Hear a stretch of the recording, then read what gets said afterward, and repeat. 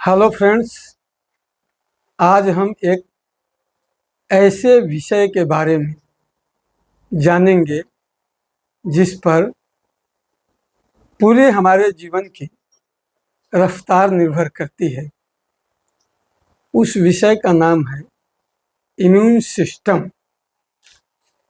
चूँकि आज हर 10 में से एक व्यक्ति इम्यून डिफिशियंसी, इम्यून डिसऑर्डर जैसे परिस्थितियों से गुजर रहा है। तो सबसे पहले इसके कारण, इसके बचाव, इसके प्रभाव, इसके लक्षण जानने से पहले हमको इम्यून सिस्टम के बारे में जानना बहुत ज़रूरी है। और ये आम से लेकर खास लोगों के लिए महत्वपूर्ण है। ये चाहे स्टूडेंट हो जो चिकित्सा करना चाह रहे हो, चिकित्सक बनना चाह रहे हो, या आम आदमी हो, हर किसी को इम्यून सिस्टम की जानकारी रखनी इसलिए भी ज़रूरी है क्योंकि हम लोग जिस कालखंड में रह रहे हैं इसमें बाजारवाद ऐसा हावी है कि वो आपके स्वास्थ्य को गौण कर दिया। आपके स्वास्थ्य से ज़्यादा उसको मुनाफे की ज़रूरत है। और इस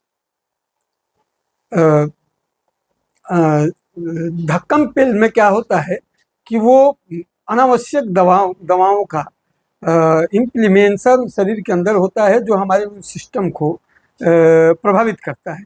तो हम सबसे पहले जानते हैं इम्यून सिस्टम।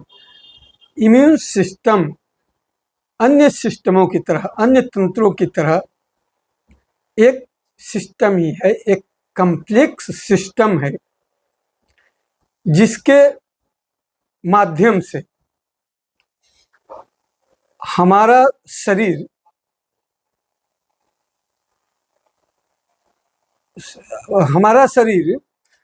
कुछ ऐसे तत्वों का निर्माण करता है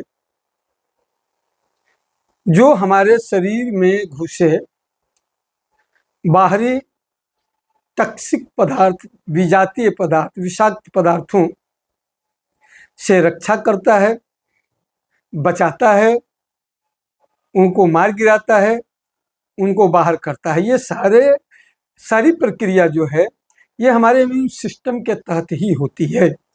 तो इम्यून सिस्टम में हमारे कौन कौन से ऑर्गन्स आते हैं?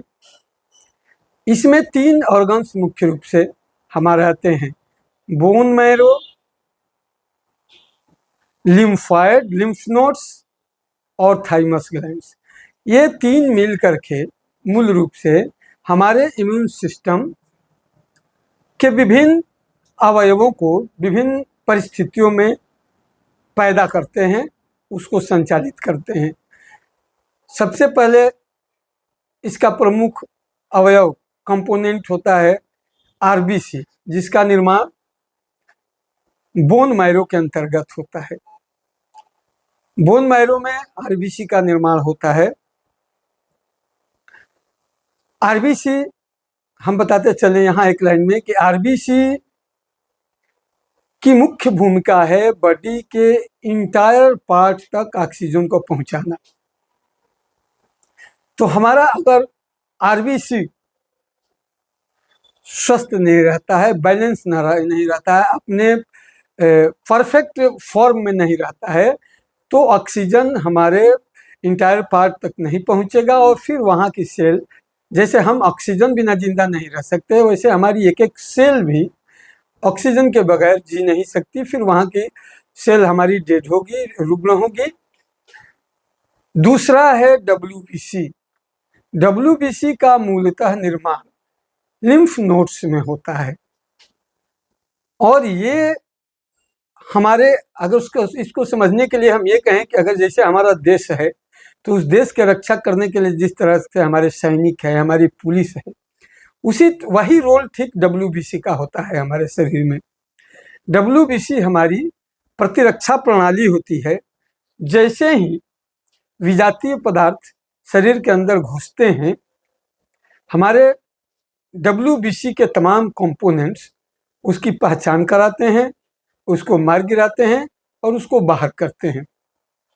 तो इस प्रकार हम देखते हैं कि हमारा यह पूरा का पूरा स्ट्रक्चर, पूरा का पूरा ढांचा तभी सुचारू रूप से स्वचालित होगा जब हमारा इम्यून सिस्टम स्ट्रांग रहेगा, इम्यून सिस्टम मजबूत रहेगा।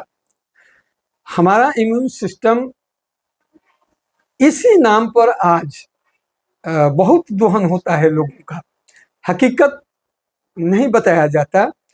तो हम ये देखें हमारे इम्यून सिस्टम की महत्ता, इम्यून सिस्टम के प्रकार।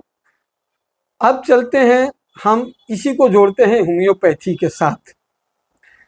विश्व में हनीमान पहले व्यक्ति हैं जिन्होंने इम्यून सिस्टम का कॉन्सेप्ट दिया। सबसे पहले आप अगर ढूंढेंगे तो पाएंगे कि हनीमान साहब ने सबसे पहले ये शोध किया कि हमारे शरीर को वाइटल एनर्जी चलाती है जो ऑटो एक्टिवेटेड होती है, जिसको ईश्वर ने, गॉड ने गिफ्ट दिया है मनुष्य को, और वो स्वचालित होती है। वो वाइटल एनर्जी जो है वो अदृश्य होती है, उसको देखा नहीं जा सकता। बाद में ये सारी चीजों को नानुकुर करते हुए वैज्ञानिकों ने माना, और हनीमान साहब के कहे हुए हूबहू शब्द को एक्सेप्ट करना इन लोगों को बेइज्जती लगती थी, इसलिए इन लोगों ने एक नया शब्द इम्यून सिस्टम दिया। वो पूरा का पूरा सिस्टम जो है लगकर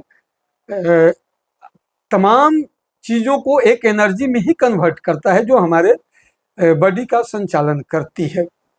तो हनीमान साहब सबसे पहले व्यक्ति हैं जिन्होंने इम्यून सिस्टम का, उनके शब्दों में वाइटल एनर्जी का कंसेप्ट दिया, और उन्होंने बताया कि वाइटल एनर्जी ही हमारे शरीर को संचालित करती है, रक्षा करती है। इसके बगैर हमारे हाड़ मांस के बने हुए तमाम यंत्र न तो कोई फंक्शन कर सकते हैं, न कार्य कर सकते हैं, न किसी चीज का संग्रहण कर सकते हैं, ये जैसे के तैसे पड़े रह जाएंगे।